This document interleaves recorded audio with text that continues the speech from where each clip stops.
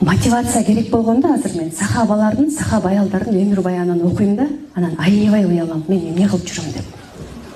Көк жоолук, ак жоолук салынгандан башка мен эмне кылып жүрөм деп ойлойм да. Дин үчүн өлүп кеткендерин, дин үчүн күйүп кеткендерин көргөндө албетте уяласың.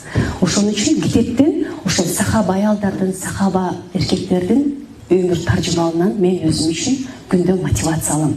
Мен дин үчүн кызмат кылайын деген нерсе бар да, ар ким өзү үчүн бир максатты коюп алат. Балким бирөө мен үй бүлөмө жагайын деген нерсе деле бул чоң максат, чоң жумуш.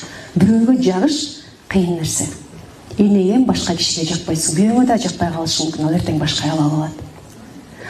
Балаң дагы сен эртең авторитет кылбай коет керек болсо, досун угуп кетет, же мугалимин угуп кетет да. Ошон үчүн бирөөгө жагайын деген дагы бул чоң мотивация. Элестетип көрсөңүз, кайненеңизге эле жагып көрүңүзчү кыйын болсоңуз. Баа берейин эске.